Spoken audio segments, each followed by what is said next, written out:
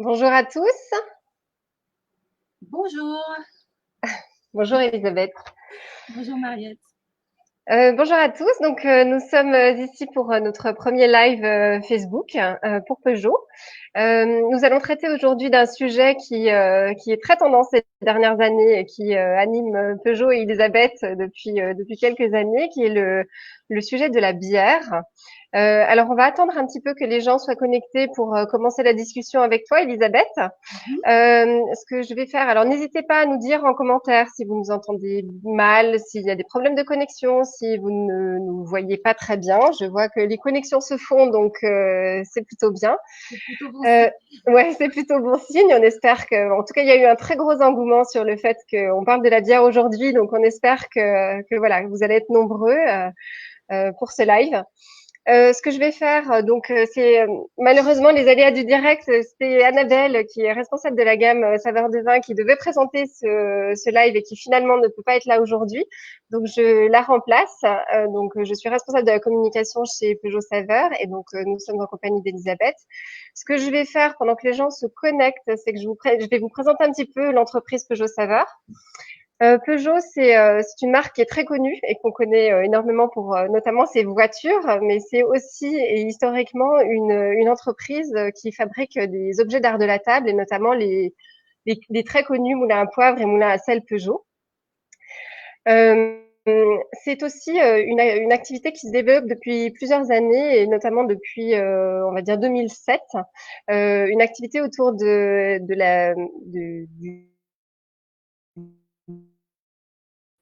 du vin avec des tire-bouchons, des dégustations, des accessoires du vin autour du rafraîchissement, du service, des carafes, etc.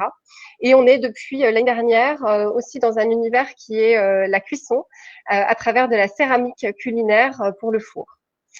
Elisabeth, bonjour. Je vois que les gens sont connectés. Est-ce que vous avez des petits commentaires à nous faire?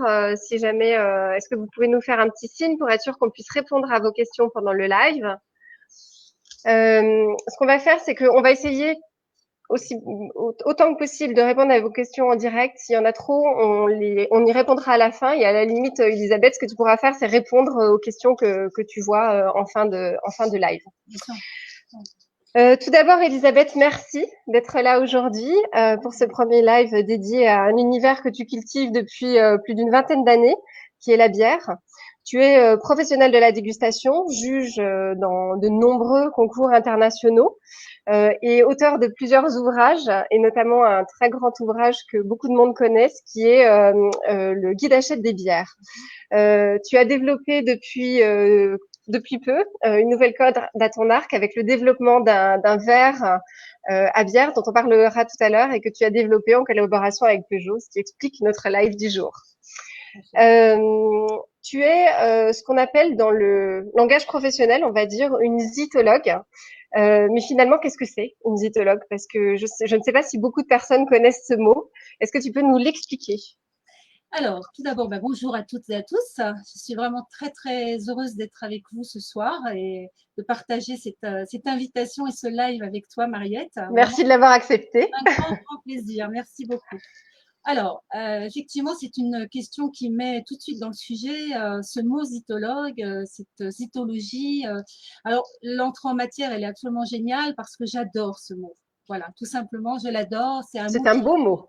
est grec, alors qui n'est effectivement pas très connu encore, hein, pas très usité en France. Il l'est plus en Belgique. Le mot grec, c'est zytos, qui veut dire orge Mhm. D'accord. et qui a donné d'ailleurs le mot zytome, qui est un vin d'orge en quelque sorte, une recette Mhm. de bière ancienne dans l'Égypte dans l'Antiquité. Et D'accord. c'est une occasion pour moi de donner ma vision du coup du zytologue. Hein, et c'est de façon très simple et très résumée, c'est le maillon essentiel entre le consommateur et le producteur, entre le producteur et le consommateur. Voilà, un maillon essentiel qui doit être compétent déjà, qui Ouais. doit être également en capacité d'éveiller le consommateur et de former et de transmettre. Hein. Donc j'insiste beaucoup sur le mot compétence. C'est un mot qui m'est cher parce que c'est pas suffisant d'avoir des connaissances théoriques. C'est très bien d'avoir des connaissances, des socles de connaissances théoriques. C'est très bien d'avoir des pratiques de dégustation, des expériences, bien sûr. Mais ce qui est par-dessus tout important pour moi, c'est le savoir-être. Et ce savoir-être, il ne peut s'exprimer vraiment que s'il y a une expérience. Et l'expérience, c'est l'expérience de la dégustation. C'est vraiment au cœur du mositologue, au cœur de la zytologie, la dégustation. Voilà. Alors, pour bien sûr traiter de la dégustation, ça va être le sujet du jour, mais je suis vraiment très heureuse de commencer par cette définition de la zytologie. Ouais, Ouais. d'accord. Écoute, est-ce que zytologue est un métier? Alors, oui. Comment devient-on finalement zytologue? Alors, j'ai également. Tu m'entends bien, ça va? Oui, j'ai enlevé mes écouteurs parce que j'avais quelques petits problèmes de connexion. D'accord. Alors, donc, du coup, oui, en effet, tu as raison de le souligner, c'est un métier. Hein, un métier qui est, comme tous les métiers, qui s'apprend. Voilà. Alors, au-delà des connaissances théoriques et de la pratique et de l'expérience de la dégustation, un métier qui s'apprend. Un exemple, pour devenir sommelier, par exemple, ça viendra à personne en France, le pays du vin par excellence, de s'autoproclamer sommelier sans avoir fait des études pour ça et des formations qui sont nécessaires. Ça viendrait bien sûr à personne l'idée de devenir pilote sans apprendre le métier, moniteur de plongée. Donc, c'est un petit peu extrême comme exemple, mais c'est pour justement marquer les esprits parce que on a beaucoup d'autoproclamations d'hypologues un petit peu et c'est un petit peu là-dessus que je lutte parce que c'est un métier au même titre que brasseur, au même titre que restaurateur, chef. Voilà. Donc, parmi les instituts qui forment à cette activité, à ce métier, il y en a plusieurs. Alors, j'ai envie de parler bien sûr du premier et du seul en France actuellement qui propose une formation certifiée au registre national de la certification professionnelle. C'est une formation que j'ai co-construite avec l'Institut IFCO, qui est basé à Marseille et à Paris, et qui est en cours en ce moment. Et bienvenue d'ailleurs à mes stagiaires auquel j'ai une pensée parce que nous avons démarré cette formation en janvier et nous sommes en train de la terminer. Il y a aussi la formation sommelier bière domaine. Ça, c'est une formation internationale qui existe dans de nombreux pays et elle n'existait pas en français. Et grâce à Hervé Lux, qui l'a amené en France il y a 2 ans, je participe aussi à cette formation qui donc forme des sommeliers bières. Alors en Belgique, il y a bien sûr l'Institut IFA-PME à Liège qui est extrêmement connu et qui a de nombreuses années de pratique de cette formation. Et il y a des modules également plus courts. Donc, on peut se former aussi, on peut compléter ses connaissances et sa pratique avec des modules plus courts, comme par exemple des modules dédiés à la cytologie. Donc, à l'Énil-Bio, par exemple, la Poligny, pas très loin de chez toi. Oui, dans notre région. Voilà, où j'interviens aussi, j'ai le bonheur d'intervenir. À l'IFOPCA, qui est un institut qui forme surtout les cavistes et les fromagers. À l'Université du vin de Suse-la-Rousse, évidemment. Donc, j'anime aussi des modules de zytologie dans cet organisme. En tout cas, bienvenue à mes collègues s'ils nous rejoignent. Et c'est impossible pour moi de parler de ce métier de zytologue sans évoquer mon collègue et formateur Benjamin Cobet. Alors, je ne sais pas s'il nous a rejoint, mais en tout cas, ce qui est certain, c'est que c'est à mes yeux un des formateurs les plus solidement formés, puisqu'il s'est formé en France, en Allemagne, et en Belgique, et en Angleterre. Voilà, je crois que je n'ai rien oublié. Tu me diras si j'en ai oublié. Effectivement, une large palette de formations. Je crois savoir aussi que tu as toi-même un centre de formation qui s'appelle l'Académie Bierissima. Est-ce que tu peux nous en parler? Oui, alors merci de l'évoquer. C'est très important pour moi, cette académie, parce que au-delà encore une fois, ces modules de connaissances théoriques et pratiques, ce qui est pour moi essentiel, c'est l'approche personnalisée, sur mesure des formations. En tant qu'ex-formatrice dans mon ancienne vie, on ne forme pas de la même façon des restaurateurs, des personnels d'un restaurant, d'un bar, des futurs cavistes. On ne forme pas de la même façon des brasseurs à la dégustation de leur bière. Ouais. Donc, c'est très différent de former des personnels de cuisine, de salle, de production. Voilà. Donc, l'approche de mon académie, c'est en un mot, personnalisation. Voilà. D'accord. Et donc, alors ce qu'on fera, c'est qu'on va mettre dans les commentaires le lien de ton centre de formation, si jamais les personnes ont envie d'avoir des informations, savoir un peu comment ça se passe, enfin trouver en tout cas toutes les informations sur ta formation, on va les mettre dans le live, comme ça les personnes pourront aller voir pendant le live ou après toutes les informations. Finalement, donc on se dit que c'est un métier, mais à quel type de public s'adresse ça? Est-ce que Est-ce que, je sais pas, comme on a des sommeliers dans des entreprises, enfin dans des restaurants, est-ce que c'est des personnes, enfin, quel type de public participe à cette formation? Eh bien, je peux dire que ça s'adresse à la fois aux amateurs qui veulent se professionnaliser déjà, Ouais, et puis également, bien sûr, à tous les professionnels de l'amont de la filière jusqu'à l'aval de la filière. Donc, en amont, ça va représenter les métiers de la production de bière, de malt, de houblon, de levure aussi. d'accord. Et en aval, ça va représenter aussi bien les métiers de cave, de bar, de restaurant, de distribution, bien sûr, hein, majeur dans la filière bière. Et quand tu parlais tout à l'heure des sommeliers en restaurant pour le vin, on a un énorme besoin en France, dans les restaurants, à l'heure d'aujourd'hui, d'experts bières, de gens qui sont capables d'assister, d'accompagner plutôt les chefs et les sommeliers en vin dans la démarche de constituer une gamme de bières, dans la démarche de faire des menus avec des accords bière et mets. Mhm. Voilà, donc vraiment le zytologue, c'est à la fois le maillon, comme je disais, entre le producteur et le consommateur, et particulièrement centré sur tous ces métiers. D'accord. Voilà. Je pense qu'avec cette formation, tu dois rencontrer un très grand succès, étant donné le boom du secteur brassicole ces dernières années. Est-ce qu'on va peut-être parler un petit peu du marché de la bière? On le sait très dynamique depuis, on va dire, 2017, ouais, 3, 4 ans, avec une recrudescence d'ouverture de brasseries artisanales. Est-ce que tu peux nous en dire un peu plus? Quelles sont les grandes tendances de ce marché? Alors oui, c'est un sujet très très vaste, Marie. Oui, Voilà, les très grandes vaste. tendances du marché de la bière. Waouh! Alors, déjà, le nombre de créations de brasseries est totalement phénoménal, hein, depuis, peut-être on va y revenir peut-être après, mais en tout cas, le phénomène concerne toutes les régions en France, hein. Il n'y a pas une région, il n'y a pas un territoire en France qui échappe à ce phénomène.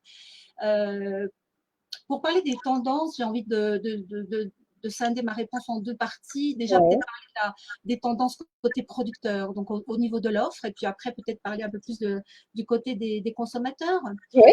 Au niveau des producteurs, ce qui me frappe surtout, c'est le fait qu'il y a une offre de plus en plus diversifiée, hein. On a quitté l'ère de la bière boisson standardisée, boisson un petit peu uniforme des 30 dernières années, on va dire, à Mhm. une boisson aujourd'hui diversifiée, avec une image de dynamisme, de créativité, une curiosité tout autour de cette filière et de ce produit qui sont absolument phénoménaux. Et donc, du coup, cette offre, elle est très dynamique, hein. Il y a des gammes de bières très larges, il y a des innovations tous les jours dans la bière. Mais peut-être on peut résumer quatre grandes tendances au niveau de l'offre. Oui. On est en plein dans la première tendance, c'est qu'on est en plein dans la vague houblonnée, hein, ce qu'on appelle les D'accord. IPA, les PLE, donc avec les New England IPA, les Black IPA, les sessions IPA, bref, toute la déclinaison autour de ce marqueur de houblon, hein, qui va être Mhm. dominant et qui fait partie de la grande, on va dire, vague je dirais, de renouveau, d'accélération qu'on est en train de vivre depuis les 5 dernières années. La deuxième grosse tendance en termes d'offres, c'est la tendance qui va concerner l'émergence des bières sans alcool. Donc les bières ou très faiblement alcoolisées. Donc les bières sans alcool, ce qui est marquant, c'est que ces 3 dernières années, même 2 dernières années, on voit émerger des créations de bières sans alcool de la part des brasseries artisanales. Donc c'est tout à fait D'accord. intéressant, c'est tout à fait nouveau, hein. Donc dans le sillage bien sûr des productions sans alcool des grands acteurs de la bière. Par exemple, il y a une bière que j'ai absolument adorée, c'est la Prodigy IPA de la brasserie du Maury, qui est sans alcool. Il y a également la Z de la brasserie des Garrigues, qui est Mhm. phénoménale. Et puis toute la gamme cœur léger, il y a même des gammes de bières sans alcool et très, très, très peu alcoolisées, comme celle de Brasseur Cueilleur. Donc, ça, c'est vraiment la deuxième grande tendance, hein. C'est vraiment très important. Une troisième grande tendance dont j'ai envie de parler, c'est la tendance des bières acides, sur l'acidité, le marqueur D'accord. l'acidité qui va nous venir de différents process de techniques de brassage et qui est très intéressant parce qu'on le voit émerger aussi dans le sillage des mouvements d'Amérique du Nord et d'Europe du Nord aussi. Ces bières donc qu'on peut qualifier de sour ale, du coup, hein, dans la grande famille anglaise des sour ale, enfin anglo-saxonne des sour ale, ou des grandes familles de bières allemandes, des Berliner Weisse. Et puis la quatrième, c'est alors là, du coup, on est un petit peu plus chauvin, c'est les bières élevées en barrique. Alors les bières élevées en barrique, c'est un, ça fait sens pour moi parce que Oui. c'est le pays donc des tonneaux, hein, on a quand même inventé les tonneaux, hein, si on se réfère à l'invention des tonneaux par les Gaulois, on a quand même joué un rôle dans le tonneau, donc on en joue toujours un. Et donc l'engouement sur les bières en barrique, c'est quelque chose de marquant, d'autant plus que beaucoup de brasseurs font également du whisky. Beaucoup de brasseries sont Oui. distribuées. Donc, en fait, je pense à Page 24 qui a ouvert la voie, hein, qui est un chai absolument phénoménal. Le chai de Rouget de Lille aussi, qui est pas très loin d'ailleurs de chez toi. Oui, Il est à Blétrand, donc c'est vraiment pas très loin. oui, c'est une bière locale. Dans les 500 barriques, donc on est vraiment sur des chais énormes. Et puis, toutes les brasseries qui se montent ont cette démarche, hein. Il y a aussi la brasserie Cap d'Ona pour aller un petit peu dans le sud, hein, pour aller Mhm. sur une brasserie dans le pays du vin, justement, aussi, un autre type de vin. Donc, et puis, pour finir de répondre sur cette tendance du marché, j'ai peut-être deux observations que j'ai vraiment envie de faire. La première, ça concerne du coup le rapprochement. Je parle beaucoup de vin, ça doit peut-être étonner. Je ne suis pas du tout une experte en vin, mais j'ai à cœur de vraiment relier ces deux univers. Il y a Oui, toujours qui ont beaucoup. finalement des similarités Oui, assez fortes. ouais. Il y a beaucoup de proximité entre les vignerons et les brasseurs, déjà Oui, parce que les vignerons adorent la bière, hein. Je n'ai jamais rencontré de vigneron qui n'aime pas la bière. d'accord. Les sommeliers m'ont toujours, quand j'ai commencé dans mes débuts dans la bière, il y a bientôt 30 ans, je travaillais déjà à l'époque avec les sommeliers de l'Union de la sommellerie française et tous m'avaient dit, mais tu sais, après une dégustation d'une journée dans les vignobles, on adore, on a un plaisir fou à déguster une bière. Et puis, il y a bien sûr ces bières qui vont associer dans leur élaboration les mous de raisin, les mares de vin, hein. Alors, on a vraiment été on fait ça depuis des années, hein. La brasserie, par exemple, Arzner en Alsace, avec la perle dans les vignes, c'est quelque chose qu'ils font depuis longtemps. Mais les Italiens nous ont pris un petit peu de cours, on va dire, ont été plus rapides que nous pour inscrire dans le sacro-saint guide du BJCP, donc on va dire, ensemble de guidelines de style de bière au niveau international, le style italien Grape Ale. Alors, je milite fort pour qu'on ait la French Grape Ale, bien sûr, On hein. espère que ça arrivera. J'ai envie de parler aussi de la dernière que j'ai pu goûter, qui est la Hopla White Grape Ale de la brasserie Vera, hein, en Haute-Savoie. J'ai envie de parler aussi de la Grape Ale que beaucoup de gens connaissent, je pense, de la brasserie de Lettres en collab avec Brasseur Cueilleur. Il y a une brasserie à côté de chez moi qui est la Mapinès, qui fait aussi une Grape Ale aussi. Donc, en fait, cette Grape Ale, cette French Grape Ale, elle a vraiment de beaux jours devant elle. Et puis la deuxième observation aussi que j'ai envie de partager, c'est qu'il me semble qu'il y a une nouvelle ère qui arrive. D'accord. Aujourd'hui, on a passé les bières maltais, enfin on a toujours bien sûr des bières maltais, on est dans la vague des bières houblonnées, mais il s'en vient une troisième ère, c'est l'ère de la fermentation, l'ère des levures, l'ère des micro-organismes qui sont D'accord. liés à l'environnement ambiant. Et ce que je suis en train de dire va forcément évoquer évidemment une grande famille de bières que tout le monde connaît, les lambics en Belgique, hein, qui sont justement ces bières faites avec les levures de l'environnement, de cette zone géographique. Donc, pour moi, c'est un petit peu le futur de la bière en France, ça. C'est un petit peu un D'accord. défi qu'on vont avoir les brasseurs de s'atteler à ce mystère de la bière qui peut aussi préfigurer peut-être aussi des futures bières de terroir. Je suis convaincue que là, on va réussir certainement à se réinventer en France avec ces futurs travaux qu'ont commencé les brasseurs sur les levures sauvages. Très bien. Alors, j'étais un peu longue pour les tendances. Non, mais il n'y a pas de souci. Côté consommateur, est-ce que tu nous as parlé des producteurs? Côté consommateur, qu'est-ce que tu peux nous dire sur les tendances? Quels sont je sais pas moi, les lieux de consommation de bière? Quels sont les types de consommateurs? Voilà, nous parler un petit peu de la consommation d'une manière générale. Ouais. Alors, ben, en fait, aujourd'hui, il y a un phénomène qui est totalement nouveau en France, hein, de par son ampleur surtout, c'est le phénomène du brassage maison. D'accord. Alors, il y a un gros développement des activités de brasseurs amateurs. Donc, on a le plaisir de faire la bière chez soi, hein. Oui, C'est d'ailleurs les brasseurs amateurs états-uniens qui ont été à l'origine, hein, du renouveau de la révolution tout court micro-brassicole internationale, mondiale. Et il y a aussi un phénomène qui va de pair avec le développement des ateliers de brassage. Donc là, on va se faire accompagner des conseils de pros, hein. Donc ça, c'est toute une communauté qui se développe. Deuxième point sur les consommateurs, c'est que j'observe aussi avec grand plaisir, je dirais, l'ouverture aux femmes à la consommation des bières, l'ouverture des femmes à la consommation de la bière. Il y a de plus en plus de femmes qui viennent par curiosité euh, à la bière, par notamment des bières sur l'acidité, sur l'amertume, sur d'autres marqueurs de goût. Et ça, c'est vraiment très, très, très flagrant aussi, de plus en plus de femmes. Et puis au niveau des lieux, tu me posais la question sur les lieux aussi. Oui, On tout à observe fait. un développement là, bon, ça a été initié déjà depuis pas mal d'années, hein, ce développement des lieux de bière, mais là c'est vraiment foisonnement en fait. Des caves spécialisées de bière, des bars spécialisés bien sûr. Et puis il y a aussi ce phénomène très, très nouveau dans son ampleur aussi, c'est le développement des brewpubs, ce qu'on appelle brewpubs, notamment en Amérique du Nord. C'est un bar-restaurant finalement, un brasserie, Oui, bar-restaurant-brasserie. Je pense sur le district à Mol, par exemple, c'est un des tout récents qui viennent de se créer en Ile-de-France. Mais en France, on a vraiment un savoir-faire dans ce domaine parce que l'enseigne des trois brasseurs, quand elle a été créée à Lille dans les années 80, oui. 90 plutôt, 90, ça a été un précurseur de ce mouvement hein, aujourd'hui qui voit, enfin, qui est vraiment en plein développement. Bon, on pense à Lyon, à l'ampleur des Ninkasi, bien sûr, hein, mais je pense que c'est un bar, restaurant, brasserie, bon, on peut appeler brewpub à la québécoise si on veut, mais voilà, c'est un phénomène euh, tellement important aujourd'hui que c'est impossible de ne pas en parler dans les lieux de bière. Ouais. D'accord. D'accord. Je rebondis simplement sur ce que tu as dit tout à l'heure par rapport aux femmes dans l'univers brassicole. Moi, j'ai une question toute simple et peut-être un petit peu voilà bizarre, mais est-ce que on dit pour une femme une brasseuse ou une brasseur?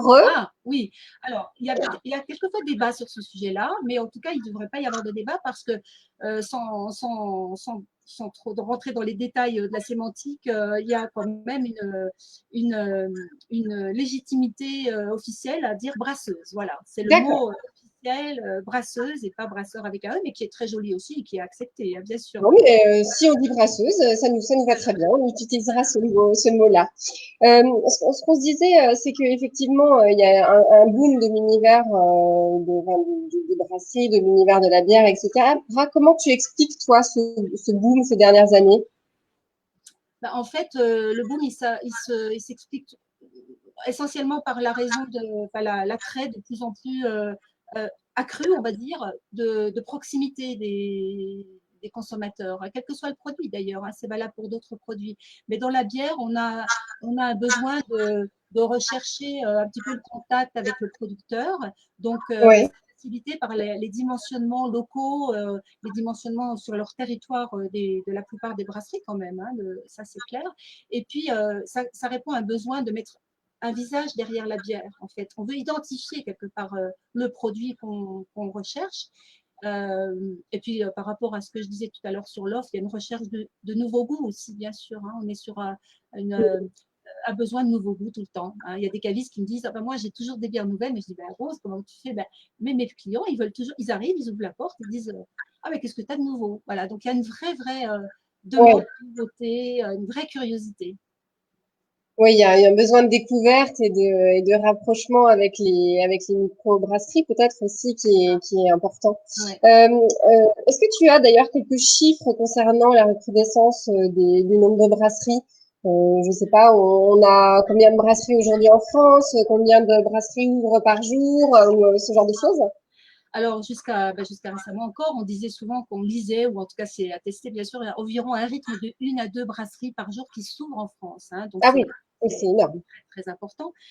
Aujourd'hui, au moment où on parle, parce qu'on ne sait jamais vraiment combien il y a de brasseries réellement, hein, mais Oui, on estime qu'on est à 2000 brasseries aujourd'hui en d'accord. France, sur tout le territoire. Hein, donc, c'est vraiment une approche comment, phénoménale et puis surtout une variété de profils et de typologies à la fois de brasseuses, de brasseurs et de types de brasseries. Il y a des fermes brasseries, des brasseries Ouais. urbaines, donc installées vraiment au cœur des villes, souvent avec des brewpubs, les brasseries rurales aussi. Hein, donc, voilà, on imagine avec 2000 brasseries et un rythme de création de ce type à quel point c'est diversifié. Puis je peux difficilement ne pas parler de la Renaissance quand même. Hein. On parle des 2000 brasseries, on parle souvent de ce rythme effréné où ça va aller, etc. Madame Soleil est appelée tous les jours. Mais bon, c'est clair que moi, j'aime bien revenir. Comment c'est parti tout ça? Comment c'est parti? Comment ça? Qu'est-ce qui s'est passé? Alors, j'ai eu la chance d'être là à ce moment-là, donc je peux en parler. J'étais pas encore dans la bière à ce moment-là, en 85, mais j'y étais quelques années après, 5 ans après. Et la brasserie Coref, c'est deux jeunes qui arrivent de leurs études en Angleterre et qui veulent retrouver leur ale anglaise, en fait, en Bretagne. Voilà, donc tout est parti de la Bretagne. C'est important D'accord. de rappeler hein, le rôle de Coref. Oui, c'est important. Voilà. Et depuis l'accélération du nombre de brasseries depuis 2010, depuis 2015, on n'a pas encore atteint les 3000, plus de 3500 brasseries répertoriées après la Première Guerre mondiale, mais enfin, je pense on est en bonne direction. Mais on va les atteindre. Oui. On a espoir que ce soit le cas, en tout cas. Il me semble que les Français ont on va dire une consommation qui est un petit peu en retrait par rapport aux autres pays. Est-ce que tu peux nous dire un peu quelles sont les spécificités de la consommation de bière en France et comment ça se passe dans les autres pays finalement? Parce que est-ce qu'il y a des différences entre la France et les autres pays dans le monde? Oui, alors j'ai bien aimé ta formulation, le retrait, un petit peu en retrait, il y a un énorme potentiel en fait. Hein, Oui, on dire d'accord, les choses de façon très directe. Il y a un énorme potentiel puisque nous sommes en bas de l'échelle, tout en bas, d'accord, avec les Italiens. Voilà, donc ok. sur l'ensemble des pays d'Europe, avec 33 litres par an et par habitant. Hein, Ouais. et nous sommes derrière la Grèce, nous sommes derrière le Portugal, nous sommes Mhm. derrière l'Espagne. Donc, ce n'est pas tout à fait lié, comme on croit souvent, au pays viticole, aux cultures de vin, hein, parce que ces trois pays que je Oui, viens de citer le son. sont quasiment en double de consommation par rapport à nous, Oui, tout à fait. mais sont quand même encore très loin par rapport au Tchèques. Voilà, les vainqueurs, enfin les gagnants le podium revient au Tchèque avec à peu près 145 litres par an et par habitant. Ah oui, Voilà. on n'est pas sur la même échelle, effectivement. Voilà. Et puis les Allemands sont un petit peu derrière avec à peu près 110 litres. Voilà. Donc les Belges sont D'accord. à 70 litres, donc avaient pas mal chuté comme un peu tous les pays. Mais bon, on est sur une reprise euh, constatée sur l'ensemble des pays D'accord. depuis 3-4 ans. Super, merci. On va parler d'un sujet qui est d'actualité et on a malheureusement constaté avec la situation sanitaire actuelle que certaines microbrasseries ont souffert de la situation, notamment avec la fermeture des bars-restaurants, avec l'annulation des festivals. Quelle est ton analyse par rapport sur l'impact du Covid sur la filière brassicole? Waouh! Alors c'est vrai que tout ce qu'on vient de dire prend une autre dimension à la lueur de ces 3 derniers mois, évidemment. J'imagine. L'impact, il est considérable, mais à des niveaux variables. Et on va même parler de côté positif. Donc, pour donner un petit peu quand même plus de tonalité optimiste à cette période, pour les brasseries qui venaient de mettre en fût toutes leurs bières destinées au festival du printemps et de l'été, bah, ça a été dramatique. Hein. L'impact, il a Ouais. été immédiat en tout début de confinement et d'annulation des festivals. Ça a été vraiment, je pense surtout à ces brasseries-là. Mhm. Ensuite, il y a eu pour les brasseries qui ont, on va dire, un dimensionnement plutôt sur les bières vendues en pression, donc essentiellement vendues dans le circuit du CHR, des bars-restaurants. Donc là, clairement, ça a été aussi très lourd et très dur pour elles. Et depuis la réouverture des CHR, on est quand même sur une reprise. Hein. On a nettement la reprise de l'activité qui reprend, D'accord. mais on observe quand même un impact à deux niveaux, même si les festivals restent toujours évidemment annulés et ça reste dramatique à ce niveau-là. L'impact, il est que les brasseries qui ont jusqu'à maintenant plutôt eu des stratégies de bière pression, on va dire, Oui. réfléchissent, voilà, on va dire les choses, pour ne pas dire plus, ont décidé déjà de se repositionner avec une présence notamment sur les bières en bouteille et en canette, en boîte. Et puis, il y a une dimension également, un ancrage local qui a été accentué. Donc, on peut peut-être parler du coup là oui, d'impact positif. Hein. Ça, Oui, donc en fait, ce qu'on peut dire, c'est que les microbrasseries et les brasseries de manière générale trouvent des leviers pour rebondir. Ouais, quels sont les différents leviers finalement qu'ils ont trouvés? Alors, ça a été un mouvement très fort à la fois de solidarité et de réorganisation et Ouais, de créativité, j'imagine. de prise d'initiative incroyable. Je pense du côté des brasseries, elles ont été obligées de s'adapter, notamment avec des mises en place de drive. Elles ont Ouais. mis en place des sites internet pour vendre leur bière, bien sûr. Mhm. Donc, il y a eu un boom, clairement, des ventes de bière en ligne, hein. D'accord. Du côté des bars et des brasseries, dans toute la période où ces établissements ont été fermés, ils se sont aussi réinventés en proposant notamment des systèmes de vente à emporter, un petit peu comme les restaurateurs pour leur D'accord. menu, hein. Et on a Mhm. observé un rapprochement du coup des restaurateurs et des brasseurs pour, dans l'offre de vente à emporter des Ah restaurateurs, oui. d'inclure des brasseries locales, hein. Donc, ça a eu aussi cet Ah, effet c'est bien. un petit peu positif de peut-être réunir un peu plus les bières au menu. Et puis, dans la vente à emporter, on a vu se développer un système de growler, ce qu'on appelle en Amérique du Nord le growler, c'est en fait le système de la bouteille qu'on remplit directement au système pression dans le bar D'accord. et qui est à emporter, mais à boire dans les heures qui viennent, hein. C'est Ok. pas une bouteille qui se conserve. Oui, c'est Et pas quelque chose qu'on ressent. D'accord. voilà, donc ça s'est vraiment développé avec des systèmes adaptés, hein. Et puis, on a aussi vu se développer même des établissements, je pense au Drapeau Rouge à Montpellier, qui me parlait de cette activité qui a fort bien marché et qui continue, bien sûr. C'est avec une encanneuse dans le bar, de mettre la bière pression, donc en boîte à lui. Voilà. D'accord.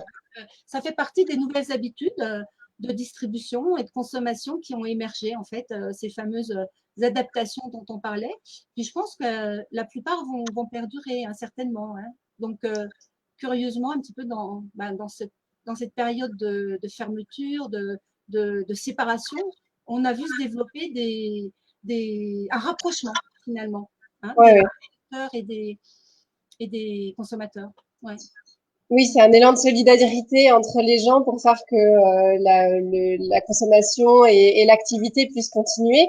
En parlant de solidarité, je sais que, parce que je sais que tu ne me diras pas, donc je vais en profiter pour le dire, je sais que tu as participé à des actions de soutien aux brasseries. Est-ce que tu peux nous dire un petit peu ce que tu as mis en place pendant cette période? Oui, alors au tout début de confinement, j'ai eu l'élan de contribuer à soutenir la filière parce que c'est mon moteur depuis 25 ans. Donc, je Ah le fais oui, encore plus en période dramatique. Et là, j'ai tout simplement recensé les lieux de production en lien avec les commerces de proximité, donc les brasseries et les commerces de proximité, d'accord. essentiellement les cavistes, hein, pour le coup, pour les mettre en lien, les recenser. Une carte soutien collaborative donc, qui a été nourrie directement via mon site Bierissima. Et Oui, cette carte a mis en lumière des initiatives absolument extraordinaires sur le plan humain, sur le plan de la solidarité. Je pense à Christelle, à la cave à bière Bières à Cherbourg, qui livrait ses bières dans tout le Cotentin. Ben, en même temps, elle livrait les produits des commerces de proximité de ses collègues dans le quartier. On a vu se développer aussi des drives fermiers, hein, des rapprochements de brasseurs avec d'autres producteurs. Tu parlais tout à d'accord. l'heure des maraîchers, des fromagers, etc. Alors, je pense bien sûr au drive fermier des bons vivants du Vexin, qui a été co-initié par Clara de la brasserie du Schmann. Et puis, il y en a beaucoup, hein, des drives fermiers. Et puis, des actions où les plus gros brasseurs sur le territoire aidaient les plus petits. Je pense aux brasseurs brestois qui sont organisés aussi dans leur drive de cette façon. Donc, il y a eu vraiment des actions très variées. C'est impossible de les citer toutes. Il y avait Ouais. vraiment, la carte est toujours en ligne et elle est bien sûr destinée à évoluer, à être actualisée, bien sûr, hein. Mais des actions concrètes vraiment sur des, comment, des initiatives, ce que j'ai appelé de solidarité, ont été fabuleuses. Et puis, que tu me donnes l'occasion de parler du coup d'autres de mes actions concrètes. Alors là, pour le coup, c'est des webinaires que j'ai organisés dans le cadre du Cercle Bierissima, qui est en fait une D'accord. communauté d'entraide, un réseau d'entraide de femmes de la bière. Et nous avons à distance, bien sûr, échanger, construire un certain nombre de choses, accompagner beaucoup de brasseuses. Et puis Mhm. là, aujourd'hui, c'est un petit peu l'actualité aussi, c'est la mise en vente d'un coffret solidaire dans cet élan de solidarité. C'est la constitution d'un coffret l'été des brasseuses, voilà, qui est D'accord. aujourd'hui, enfin aujourd'hui, depuis quelques jours, quelques heures, en vente en ligne sur le site Find the Bottle. Voilà, donc D'accord. Bah ça, on vous mettra pareil, hein, tous les liens dans les commentaires du live pour que vous puissiez aller donner aussi un peu de solidarité et voir à quoi correspond ce qu'on fait. Merci Elisabeth de nous avoir parlé de l'univers. Je pense que maintenant qu'on a fait le tour du marché, est-ce qu'on peut parler peut-être du verre et de ce projet qui nous anime, Peugeot et toi? C'est un verre de dégustation bière qui s'appelle Épi, donc en référence à ton patronyme, Elisabeth Pierre, mais aussi à un ingrédient essentiel dans la fabrication de la bière, qui est l'épidorge. Est-ce que tu peux nous en dire plus? Comment t'es venue l'idée de ce verre? Ah, c'est alors le cheminement, je vais le résumer un petit peu, mais c'est bah, clairement il y a un manque de, quand tu fais un constat, hein, un manque de verre à dégustation de bière, un manque de verre Ouais, dédié à la dégustation de la bière. Donc qu'est-ce que je faisais pendant toutes ces années? Je ne sais pas comment j'ai fait avant le verre IP, mais j'ai fait avec le verre INAO essentiellement. ouais. Et donc j'étais pas satisfaite de mes dégustations au final, au fil de ces années, avec ce verre qui était pas conçu, qui était conçu bien sûr, qui est conçu pour la dégustation du vin d'une part, mais qui est Oui, c'est ce qu'on peut peut-être préciser, c'est que le verre Inao est un verre spécifique pour la dégustation du vin, pour ceux qui ne le savent pas. Et du coup, c'est ce verre-là que tu utilisais dans tes concours, voilà, voilà. voilà, et qui a priori ne te satisfaisait pas pleinement. Et au bout d'un moment, bah, notamment pour tout ce qui concerne la mousse, hein, pour toute la Oui, partie aromatique aussi, hein, donc c'était pas adapté. C'est un verre qui n'est pas adapté. Donc en fait, le problème, ce sont des verres qui sont d'une grande contenance, les verres à bière. Donc 33 centilitres pour la dégustation, c'est pas franchement adapté. Hein. Donc le problème, c'est ça, c'est la taille. Donc j'ai procédé à une recherche parce que je me suis dit pourquoi finalement je ne ferais pas comme mes collègues italiens Théo Musso et Cuesca, donc co-créateur de Verteco, mon verre en fait. Hein. Et donc j'ai commencé à faire une série de tests comparatifs entre plusieurs styles de bière et plusieurs oui. formes de verre pour en dégager en les croisant des critères, on va dire, clés hein, qui me paraissaient vraiment correspondre à ce qu'on pourrait appeler un verre idéal de dégustation de la bière. Okay. Et ce verre idéal de la dégustation de la bière, ben, je me demandais comment j'allais faire. Et tout d'un coup, le téléphone sonne. Le téléphone sonne et au bout du fil, il y avait la société Peugeot Saveur. C'est Oui, véridique. C'est véridique. Hein. Ça s'est passé comme ça. C'était maintenant il y a 2 ans. Hein. oui. Oui, ce qu'il faut savoir, c'est que donc Peugeot est présent dans l'univers du vin et souhaitait depuis plusieurs années se développer dans l'univers de la bière. Et il est vrai qu'on t'a contacté à ce moment-là et c'était au même moment où tu réfléchissais à l'élaboration de ce verre. Donc comme quoi, il n'y a pas de hasard dans la vie. Les choses se font quand elles doivent se faire et ça a été le moment de le faire. Ouais. Tu parlais des différents styles de bière. Moi, j'avais en tête il y a encore quelques années que finalement la bière c'était la bière blonde, la bière brune et la bière rousse. Mais est-ce que finalement ce sont ces styles de bière dont tu parles ou certainement il y a une autre catégorisation? Oui, alors pour le public français, c'est vrai que depuis des années, depuis les années 50-60, le marché est organisé autour des 3 principales couleurs, blonde, ambre et brune, hein, ou 5 si on veut, inclure la Mhm. blanche et la noire.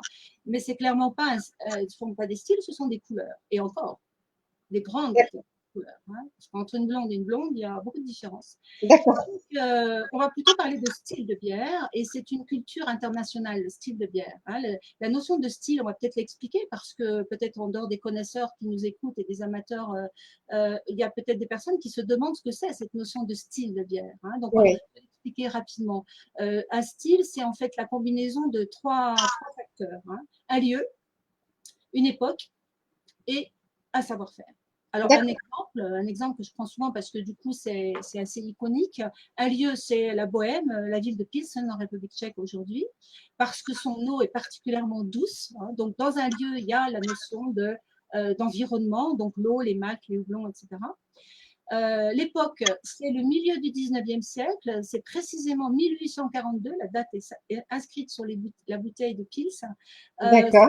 La date de création de cette bière par les savoir-faire, donc troisième critère, d'un jeune brasseur bavarois qui avait beaucoup travaillé sur la fermentation avec les brasseurs anglais, danois, etc., et qui avait été appelé donc par les brasseurs tchèques pour résoudre un certain nombre de leurs problèmes à ce moment-là. Et de la combinaison de tout ça est sortie la première pils, c'est la première bière blonde de fermentation basse, donc de l'histoire de la bière. Donc c'est vraiment ce qui va caractériser un style, c'est une recette avec des marqueurs. hein, bien, Mhm. bien spécifique. Voilà. Alors, il y a plus d'une centaine de styles, donc on va me dire comment on va faire, hein. Mais en fait, j'ai une solution. Je regroupe dans 3 grandes familles de goûts, euh, D'accord. en fait, hein. Alors, Ok. dans les 3 grandes familles de goûts, c'est la première famille, c'est ce que j'appelle les bières pétillantes, hein. Donc, où on D'accord. va privilégier peut-être justement cette, cette fameuse effervescence et cette mousse. Alors, ce sont des bières qui peuvent être douces ou acides, peu importe, hein. C'est pas forcément, d'ailleurs, quand elles sont acides, elles n'ont pas de mousse d'ailleurs, hein. Oui.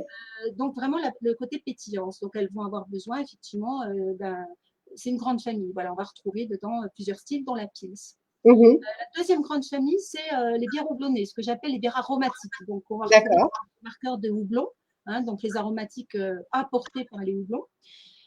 Donc, on va être sur les styles IPA, Pale Ale. Et puis, la troisième grande famille de goût, hein, je parle en famille de goût, du coup, les bières puissantes, hein, les bières corsées, les bières avec de la matière. Donc, on va retrouver dans cette grande famille les Icebox, les quadruples, les barley wine, les imperial stout, Mhm.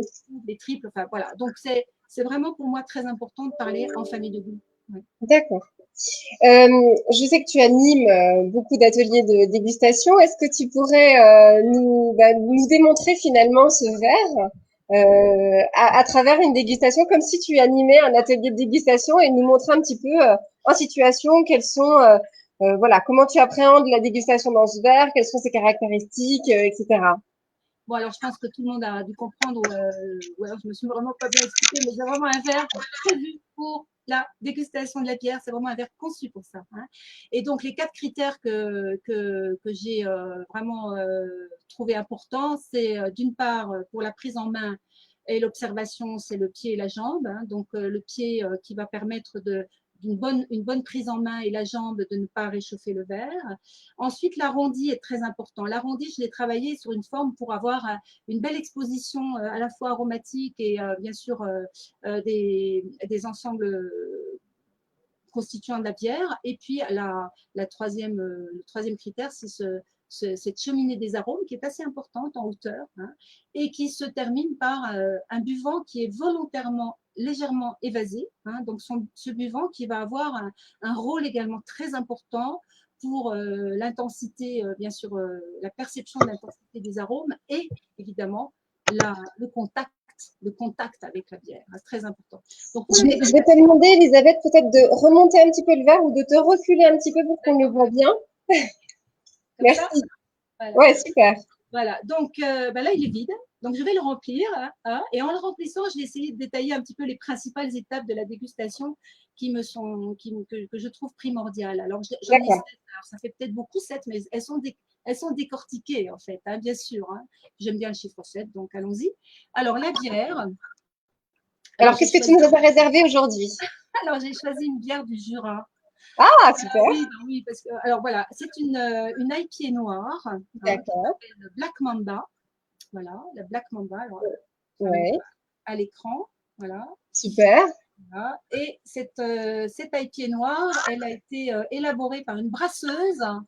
Voilà, Une brasseuse, une très bien. brasseuse qui s'appelle Nadine Labelle et qui est en fait basée à Orgelet, dans le Jura. Ah oui, bah, c'est pas très loin de chez nous, C'est pas effectivement. très loin. Donc, c'est la brasserie L'Origine du Monde, avec un nom pareil, vraiment. On voit bien sûr les ancrages avec le Jura, hein. Donc, je vais l'ouvrir. Brasserie de l'Origine du Monde. Et d'ailleurs, la brasseuse est québécoise en plus. D'accord. Voilà. Donc, Alors, comment se passe cette dégustation? je vais procéder à la dégustation en direct. Voilà. Alors, je vois que tu le remplis pas forcément en entier. Pour quelle raison? Alors, c'est une dégustation. Donc, du coup, c'est pas je ne suis pas dans un contexte de consommation, hein, je suis dans un contexte de dégustation. D'accord. Donc, encore une fois, on n'a pas besoin, bien sûr, de beaucoup. Là, j'ai versé à 12 centilitres 5 et il y a une très belle mousse d'ailleurs sur cet IPA Oui. noir. Alors, la contenance et la conception de ce verre est vraiment prévue pour la dégustation de 12,5 centilitres. Ça, c'est vraiment important. Pour les festivals, par exemple, on ne va pas être dans une dégustation effrénée de 33 centilitres. En revanche, on peut très bien verser enfin, on peut remplir le verre et on arrive à un demi. Le verre a la possibilité de contenir un demi. Donc la vue, c'est la première étape. La vue, c'est ce sens de l'appréciation d'une bière qui est le premier, en fait, avec le toucher que j'ai là, ce toucher donc avec la prise en main. Hein. L'appréciation visuelle, elle est optimale déjà dans ce verre parce que cette première étape est mise en valeur par justement ce verre. Hein. On a la teinte. Alors là, pour le coup, j'ai choisi une bière qui est clairement noire, mais on voit bien, Oui, si vous voyez la couleur extraordinaire oui, de tout à cette fait. mousse, qui est couleur carrément comme comme un café en fait, hein, même Oui, oui, comme elle une est glace très, vanille. très foncée. En C'est fait, vrai c'est qu'on une le glace voit bien à vanille l'écran. Oui. café, une glace vanille café, enfin voilà. Et donc ça nous permet de voir aussi, d'observer la consistance de la mousse. Hein, c'est une mousse épaisse, hein, Si serrée. tu peux lever à peine plus le verre, voilà. Voilà. C'est vrai que je voulais que vous regardiez la mousse, là, du coup, je ne sais pas si vous la voyez. Oui, oui, on voit. C'est une crème. Oui, Waouh. oui. Elle est Ah, très épaisse, oui. voilà, on dirait presque un sabayon de bière d'ailleurs. Bon. Voilà. La deuxième étape, la prise en main, je viens d'en parler. Hein, donc l'important, c'est qu'on ne va pas réchauffer, bien sûr, la bière. Hein. Et puis alors, le plus important, à mon sens, dans la bière, dans la dégustation de la bière, c'est le nez. Hein. D'accord. C'est vraiment fondamental, la perception olfactive des arômes, des différents nez d'ailleurs. Le premier nez que je viens d'avoir, voilà. Alors c'est un premier nez sur le végétal. Voilà. On est dans un, j'ai mis le nez dans un étal d'herboriste, quasiment.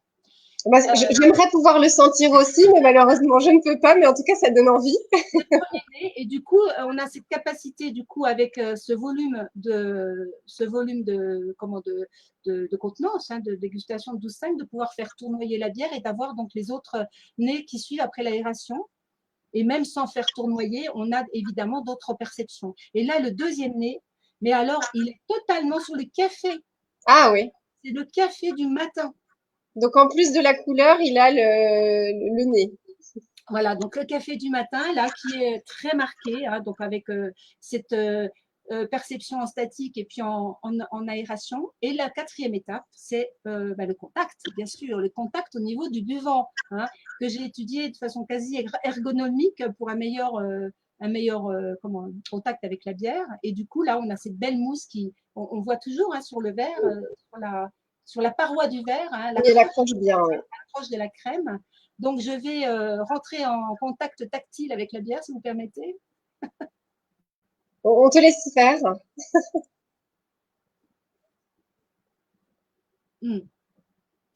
Alors, le premier contact, c'est la texture. D'accord. La texture, c'est la sensation tactile que vous avez à l'intérieur du palais. Elle peut être mince, elle peut être ronde, il peut donc y avoir du corps. Là, on est clairement sur une texture crémeuse. Là, c'est de la D'accord. crème, hein, de la crème. C'est extrêmement doux, extrêmement léger. C'est lactique. C'est vraiment une texture crème lactée au café. Voilà. Je suis en train de manger en fait une crème au café. Vous voyez? Non, c'est en fait donc c'est taille pied noir. Et alors du coup, en cinquième étape, ça va être du coup sixième étape, ça va être les saveurs. Donc quelle saveur j'ai eu en, en dégustant cette bière? C'est une dominante d'amertume. Hein, c'est une IPA noire, donc on est vraiment sur un marqueur d'amertume présent. Donc vous avez la douceur, la crème, le café, l'amertume du végétal. Vous voyez? Et D'accord. en plus de ça, en deuxième perception, donc là pour le coup en arrière-bouche et puis en finale, qui va être cette fameuse septième étape hein, dont je parlais, on va avoir un développement d'autres aromatiques, une rétro-olfaction qui là est clairement sur les agrumes. D'accord. Voilà. Oui, c'est étonnant. Voilà, des aromatiques qui sont apportés bien sûr par les houblons. Hein. Donc Mhm. l'impression finale que laisse cette bière, c'est beaucoup de fraîcheur, beaucoup de complexité aromatique et en bouche, en fait, c'est une texture et une rondeur et une douceur qui est à l'opposé de ce qu'on peut imaginer d'une bière comme ça à la vue, en fait, hein, D'accord. souvent. Très bien. Merci pour cette analyse, Elisabeth. Alors, je vois le temps qui court et qui file même très vite. Et donc, on est déjà à 50 minutes d'interview. Donc, je pense qu'on va peut-être écourter un petit peu les choses. Je vais te poser une dernière petite question par rapport au verre. À qui finalement il s'adresse ce verre? Alors, à tous les amateurs qui souhaitent bien sûr profiter de leur expérience de dégustation, je vais aussi parler des restaurateurs, des sommeliers, des bars, des caves et bien sûr des brasseurs. Donc, il s'adresse à tous les professionnels qu'on a évoqués tout à l'heure. Le volume recommandé, c'est bien 12,5, hein, je le répète, hein, c'est vraiment Ouais. la fréquence idéale pour la dégustation. Et puis, à qui il s'adresse quand on est dans l'univers du bar et de la cave et de la brasserie. Moi, j'ai vraiment à cœur de voir se développer en France ce qui existe partout ailleurs dans le monde et qu'on trouve partout quand on voyage, c'est la planche dégustation, c'est-à-dire Ah oui.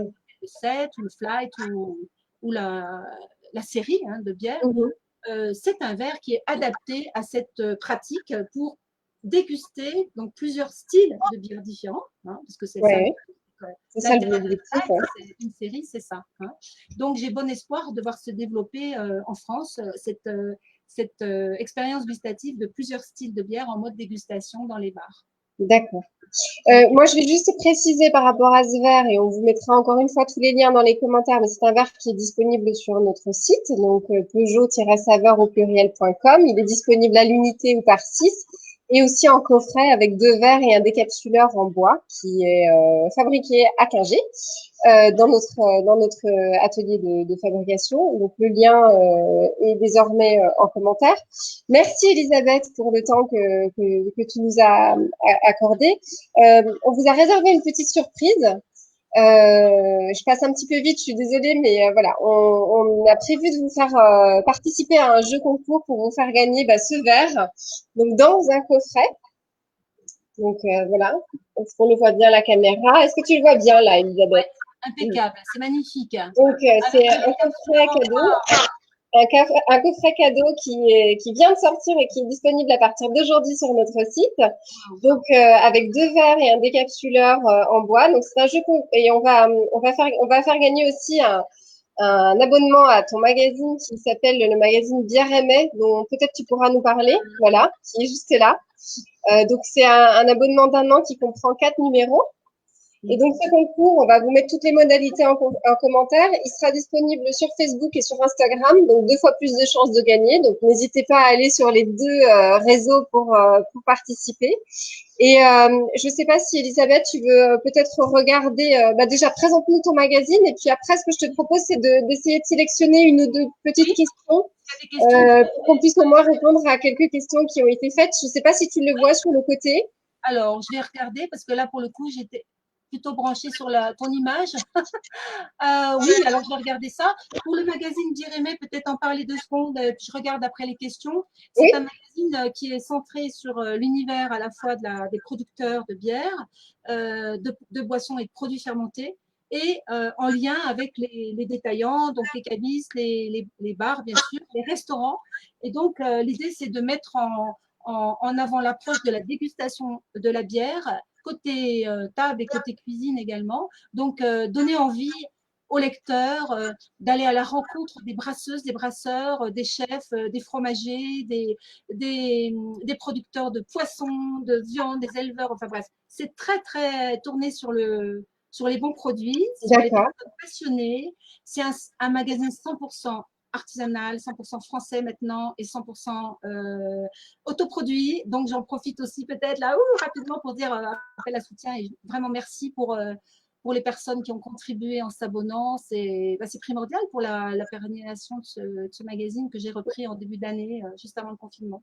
En tout cas, c'est un très beau magazine pour l'avoir lu et lu plusieurs éditions. C'est un très beau magazine et effectivement, ça met en avant les producteurs et finalement la fabrication. Et je pense que c'est essentiel, surtout en cette période où tout le monde se recentre sur l'essentiel. Je pense que c'est bien de pouvoir le regarder. Je pense qu'on va mettre fin à ce live qui a duré presque 1 heure maintenant. Du coup, Euh, peut-être oui. préciser quand même que ce verre est le verre officiel Ah du, oui, entre autres, verre officiel du Mondial de la bière à Montréal, peut-être, oui. qui va avoir lieu, on En l'espère, octobre, en octobre. c'est ça? Oui. Voilà. Et donc, je regarde juste rapidement peut-être Oui, regarde les questions. une question à prendre avant de terminer ou pas? Est-ce qu'il y a des questions déjà? Écoute, oui, oui, il y a plein de questions. J'ai vu des questions. Alors, Ah, c'est intéressant. Là. Il y a une question de Yann Douet qui est est-ce qu'il y a une bière française, comme on peut définir des styles plus anglais ou belges, par exemple? Juste dans la suite. Alors, j'ai pris ça, en fait, j'ai pas eu le temps de regarder beaucoup d'autres, mais c'est clair que voilà, j'ai pris au hasard celle-ci. Donc, bonjour Yann, contributeur du blog Le Sous-Boc et qui, comment, qui pose une question vraiment. Moi, j'aurais pas le temps de répondre complètement à cette question, mais c'est un point qui m'est cher, c'est la valorisation du savoir-faire français. Hein. Je cite par exemple la Cervoise. Hein. Il faut aller dans les concours internationaux pour avoir conscience à quel point les styles français sont connus et sont, je dirais, appréciés à l'étranger, contrairement peut-être en France. Hein.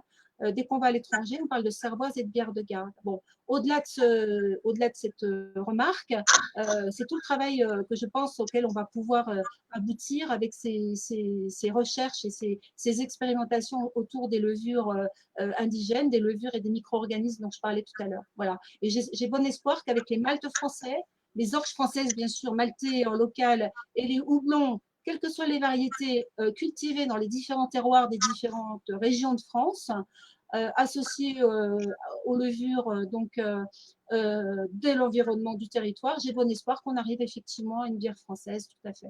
Voilà. je me permets d'intervenir. Il y a une petite intervention de Christian Beneteau qui dit que ce sera aussi le verre Oui, oui, du Biarritz Bière Beer Festival. Festival. Et effectivement, on l'a pas dit parce il aura lieu l'année prochaine, mais effectivement, ce sera le verre officiel de ce festival également. Tout à fait. Et clairement, espérons-le, d'autres festivals aussi, mais c'est un verre de festival. Il a été expérimenté à Richemont. Encore merci à Yael pour la confiance d'avoir, en janvier dernier, testé avec 40 brasseurs ce verre hein, en situation de festival. Et à bientôt. Plaisir de vous rejoindre, en tout cas, en attendant les festivals, dans les brasseries, dans les caves, dans les bars, pour vous accompagner avec ce verre. Voilà. Très bien. Merci beaucoup, Elisabeth. Merci Mariette, un grand Et merci à toi pour cette invitation. ben, avec plaisir. C'est Très... toujours passionnant de parler de la bière avec toi. Donc voilà, on espère qu'on pourra en faire d'autres. Peut-être qu'on en programmera d'autres pendant l'année si ça vous a plu. Et merci à tout le monde d'avoir été présent et de nous avoir écoutés. Merci. À bientôt. Merci. Au revoir Mariette. Au revoir. Au revoir.